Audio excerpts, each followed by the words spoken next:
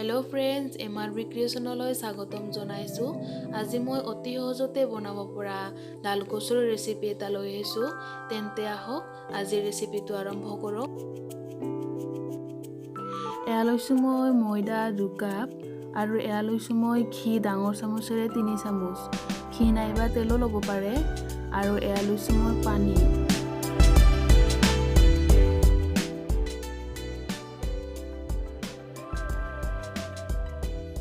এতিয়া মই এইখিনি ভালদৰে মঠি লম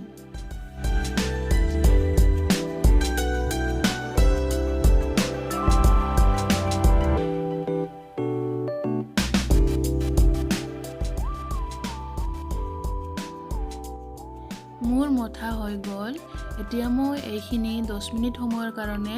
ঢাকনি এখনৰে ঢাকি থৈ দিম আৰু এইখিনি মগু ডাল মই পানীত 6 ঘণ্টাৰ কাৰণে তিয়াই ৰাখিছিলো আৰু এতিয়া মোৰ এইখিনি হৈ গৈছে মই মগু ডালখিনি পানীৰ পৰা তৰিয়াই ললো আৰু এয়া মগু ডালখিনি ভজাৰ কাৰণে মছলা কিছুমান লৈছো এয়া হৈছে গৰম মছলা আৰু এয়া হৈছে ধনিয়া পাউডাৰ এয়া হৈছে ৰেড চিলি এয়া হৈছে জিৰাৰ গুড়ি এটো চাট মছলা এটো হৈছে হালধি আৰু এয়া হৈছে নিমখ গোটেইবিধ মছলাই মই এচামুচ কৈ লৈছো নিমখ নিজৰ সোৱাদ অনুসৰি লৈছো এয়া মই বেসন 2 চামুচ দি দিলো এটা বেসনখিনি মই অকমান সময় কাৰণে ভাজি লম বেসনৰ গন্ধ নুডালৈকে মই ভাজি থাকিম এয়া মই মগু ডালখিনি মই দি দিলো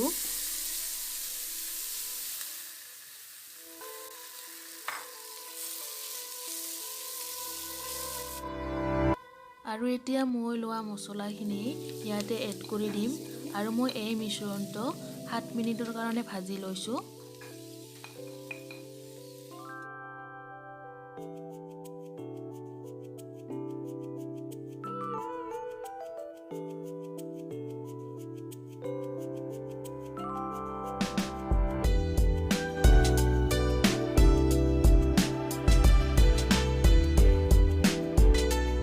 ইয়াত মই অকমান পানী এড কৰি মঠি লম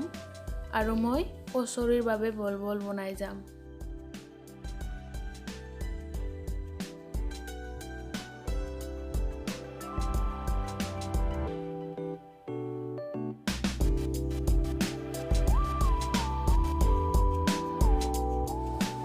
এয়া মোৰ বল কেটা হৈ গৈছে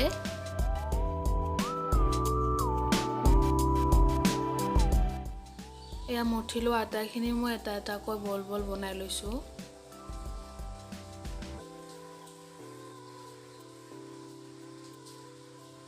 এতিয়া হাতৰ তলুৱাৰে মই হেচি হেচি ভালদৰে কচুৰি কেটা বনাই যাম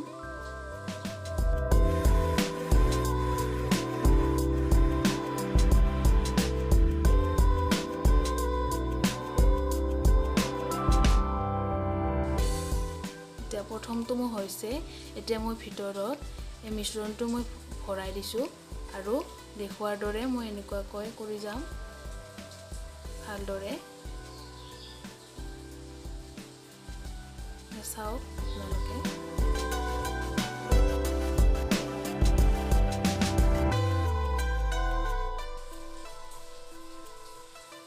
এইটো মোৰ হৈ গৈছে প্ৰথমটো হৈ গ'ল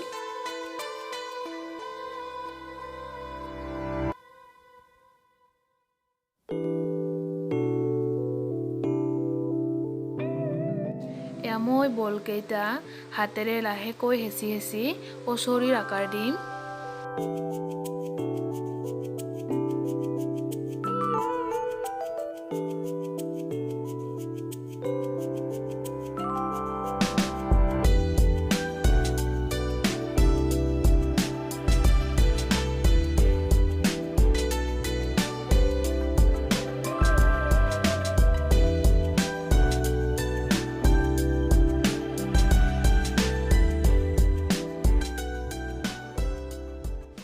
মোৰ আটাইকেইটা কচুৰি বনোৱা হৈ গৈছে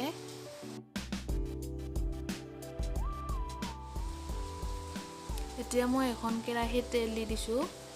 আৰু তেলখিনি এতিয়া মোৰ গৰম হৈছে মিডিয়াম ফ্লেমত মই ভাজি লম এতিয়া এয়া মই প্ৰথমটো দি দিলো